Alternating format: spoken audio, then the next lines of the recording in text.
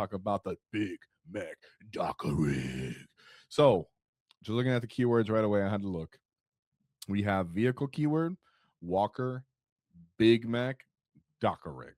Now, one thing to take into consideration if you're new to transitioning editions is that GW always release the actual data sheet from the box itself, so it's plain and easy to be understood, and then the full, complete, well-developed data sheet will appear either in the digital rules or the codex, right? Of course. So just so everybody understands that as they look on these. That doesn't mean these are 100% fully informed, but they're informed enough that we can deduce a lot of things from this. So right off the bat, cool, nice to see 8-inch movement. Would have liked to see a little more. He looks a little faster. He doesn't have def tread legs from what we understand, which are 8. We got T8 on here. I was hoping for a little more, but that's all right too because we have a 3-up armor save, which is great. We know cover isn't giving us +1 to armor save anymore, so having a better armor save that doesn't immediately take us to our invuln when we take a little bit of AP is great to see as well. 11 wounds, leadership only 7, but pretty normal for an orc, and then 3 OC. Now, as for the datasheet ability, Dakka Blitz in your shooting phase while making attacks with this unit. If its Blitzer cannon targets a non-vehicle monster unit, that weapon has +6 attacks.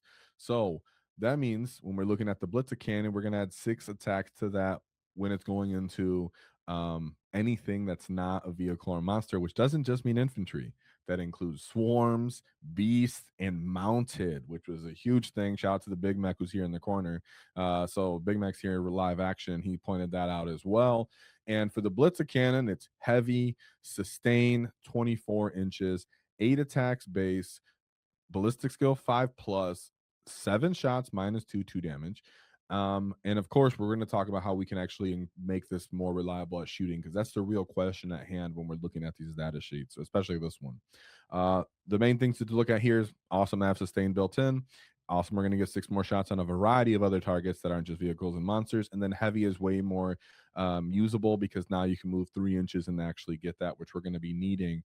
Also, what we're going to need is that we have the rocket launcher. Now, one thing I want to point out here when we're looking at unit composition, it shows 1 rocket launcher. Yet, when we're looking at the rocket launcher, it has 6 attacks, right?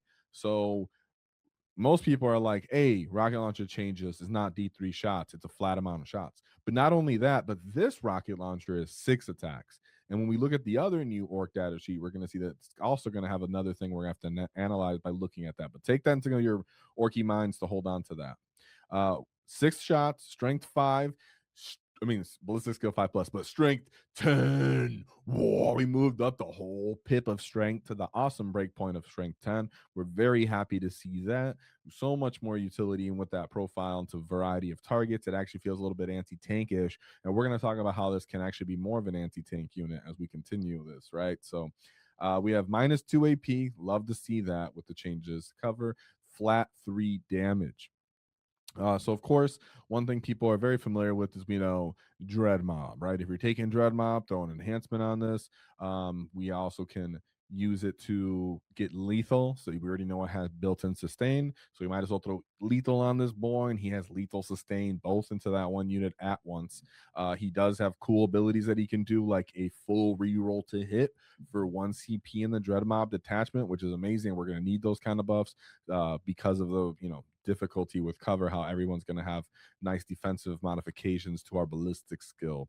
So there's way more ways we can actually utilize that. But another detachment that I think is fun to look at is we have the speed wall that was shown, right? And that goes with what we've seen with keywords. So when you look at your speed wall, one of the newer detachments that GW put out to digital rules, there's an enhancement on there that just said Big Mek, right? And now we're looking at the keywords here and it says Big Mek.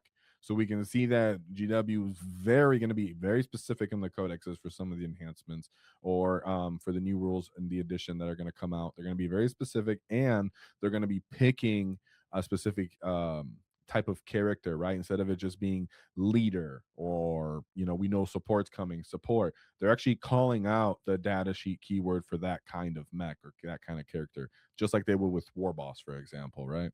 But it says improve ballistic skill of bearers ranged weapons by 1.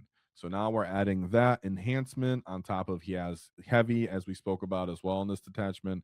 But another thing he can have access to is, of course, because he's a vehicle, he can have a mech walk up and give him +1 to hit as well, which helps offset that weakness.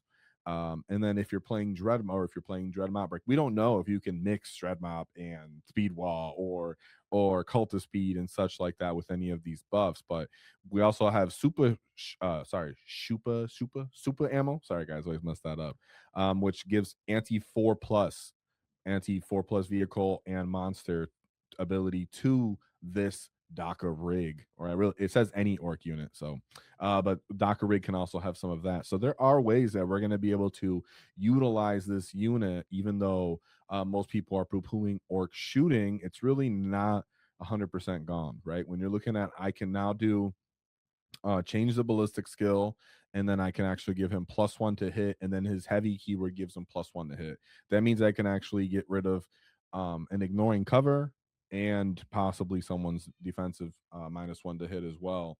That way, I can actually be hitting much better and more orky in that way. And then if you pick an actual target, that gives you +6 attacks, and you still have sustained. So the shooting's not completely gone, and that's just the buffs from playing with Speed Wall, which is a you know secondary, more 1 point detachment, right? We don't even know which of the primaries like Dreadmob is going to cost that we can start stacking these buffs even more. Setting up a game of Warhammer 40k can be a hassle, but it doesn't have to be. I want to highlight the best battle mat I've ever used, a 40k grid measuring mat with present battle lines for every official deployment zone, including the upcoming additions. Whether you're setting up for Crucible of Battle, Search and Destroy, it can only take a couple of minutes to get everything dialed in and ready to go. For us Orc players, the grid is a total game changer. Each square is an exact 1 inch, so it's super easy to maintain unit coherency with big mobs, maintain aura ranges, or pile-ins. It also helps remove all those finicky measuring movements like checking charges or small within 6 inches movements, because you can simply count the squares and keep the game flowing. On top of that, it makes the game easier with table quarters and positioning for secondaries. I've been using it for months, and it genuinely makes the game better, smoother for both players. If you want to upgrade your setup and support the channel, check out the affiliate link in the description. Upgrade your game and support the Great WAAAGH with lighter, creative 40k grid mats. If you enjoyed the clip, check out the full video here.